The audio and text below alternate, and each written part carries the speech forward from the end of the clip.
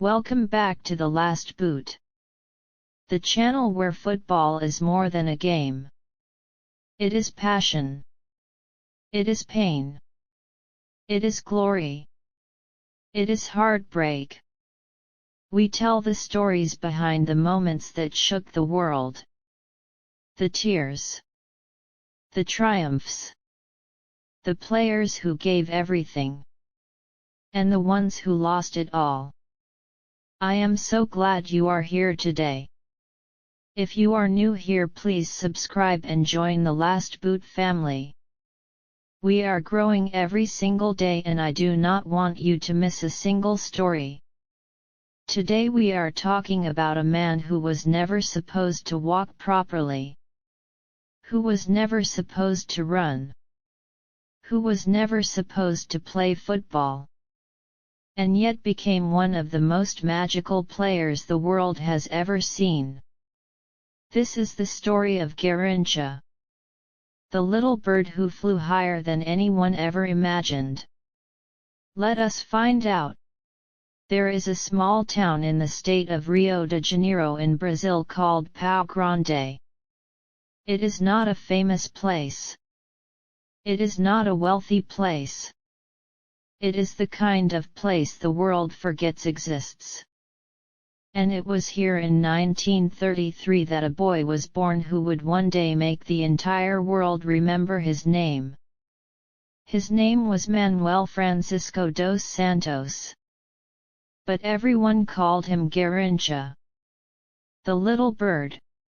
But this little bird was born broken.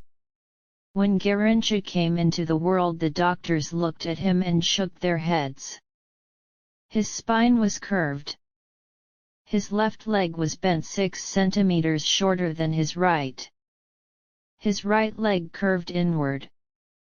He was a child whose body seemed to have been put together without a plan. The doctors told his family he would struggle to walk normally his entire life. They said he would never be able to run properly. They said sport was simply not in his future. The doctors were wrong. From the very beginning, Garrincha refused to accept the limitations his body was supposed to place on him.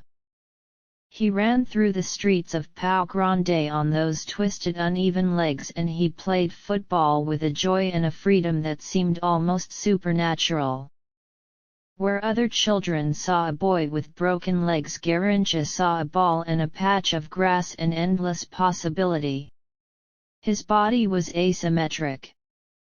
His legs pointed in different directions. And yet when he ran with a football, something miraculous happened. Those twisted legs became his greatest weapon. Defenders could not read him. They could not predict which way he would turn because his body moved in ways that defied normal football logic. He dribbled past people as if they were standing still. He left full backs sprawled on the ground wondering what had just happened to them. He made the most physically gifted defenders in the world look like beginners. He joined Botafogo Football Club in Rio de Janeiro as a teenager. And from his very first training session, the coaches and players who watched him could not believe what they were seeing. There is a famous story from that first day. The Botafogo coaches put their best defenders against this unknown boy from Pau Grande to test him. One by one he dribbled past all of them. Again and again. As if it were the easiest thing in the world. As if he were playing alone on a street in Pau Grande with nobody around him at all. Word spread quickly. Brazil had found something special. But the 1958 World Cup in Sweden almost happened without Garrincha. The Brazilian Football Federation was cautious. They had doctors and psychologists assess the players. And Garrincha's assessment came back with serious concerns. The psychologist who evaluated him said he had the mental age of a child. That he was too simple, too innocent, too naive for the pressures of a World Cup. The recommendation was to leave him at home.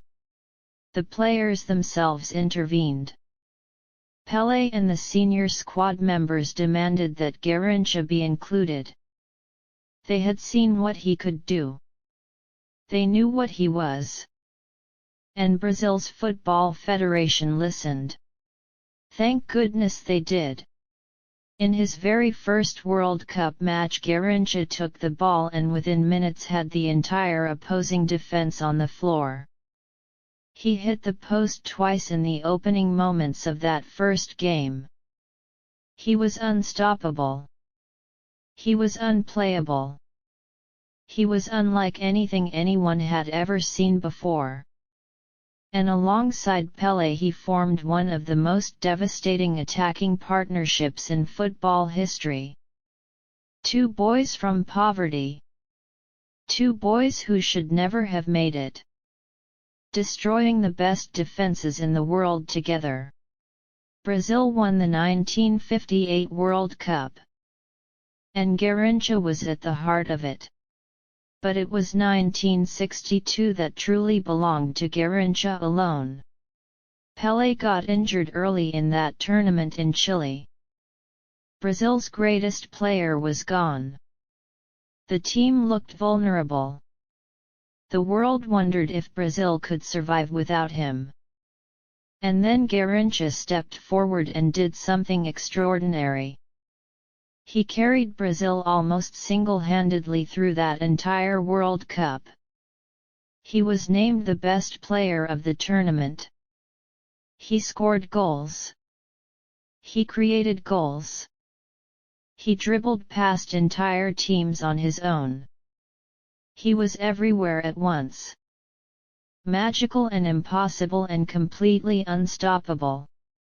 Brazil won their second World Cup. And it was Garrincha's tournament from start to finish. There is one moment from that 1962 World Cup that people who saw it still talk about with disbelief. In the quarter-final against England, Garrincha received the ball on the right wing. 3 England defenders converged on him. 3 of them. And Garrincha dribbled past all 3 as if they were cones on a training ground. Then he crossed for the goal. The England players stood there shaking their heads. They could not explain what had just happened. Nobody could.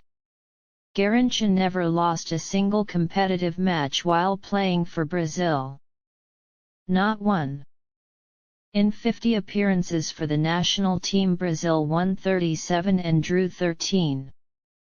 He was simply never on the losing side. It is one of the most remarkable records in the history of football. An unbeaten record that will almost certainly never be matched. And yet behind all that magic and all that joy there was a sadness growing quietly in the shadows. Garrincha was not equipped for the world off the pitch. He was a simple man. A pure man. He loved football and he loved life with the uncomplicated joy of a child. But the world of money and fame and responsibility was something he never understood and never mastered. He drank heavily. His personal life was chaotic. He had children with multiple women. He struggled with alcohol throughout his adult life in a way that broke the hearts of everyone who loved him. When his playing days ended, Garrincha had nothing. The money was gone. The fame faded. The world moved on. The man who had carried Brazil to a World Cup virtually alone ended up living in poverty. The same poverty he had been born into. As if the football had been a dream and real life had simply reclaimed him. He died on the 20th of January 1983. He was just 49 years old. The cause of death was cirrhosis of the liver. the result of years of alcoholism. When the news broke across Brazil, the country wept. Not just for the football, but for the tragedy of a life so full of magic and yet so empty of the care and support that might have saved him. 200,000 people lined the streets of Rio de Janeiro for his funeral. 200,000.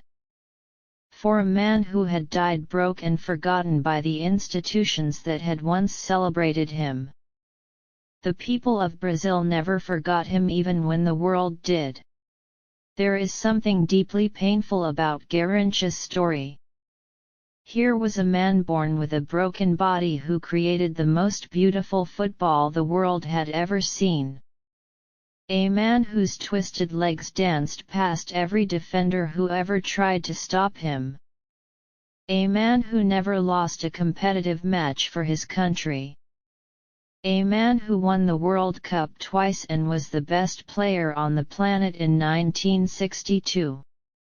And yet the same innocence and simplicity that made him so magical on the pitch left him completely defenseless against the cruelties of real life. Garrincha did not just play football. He played it with a purity that will never exist again. He played it the way a child plays. For the joy of it. For the love of it. Without calculation or strategy or ego. Just a little bird from Pau Grande flying past everyone who ever tried to cage him. The doctors said he would never walk properly. He went out and danced past the entire world. And we will never see anything like him again. That is it for today's story on The Last Boot. If this video moved you, please give it a big thumbs up.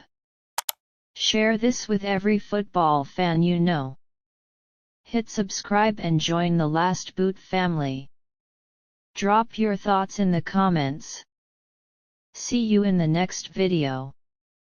Until then, keep the passion alive. You are a true fan. Always.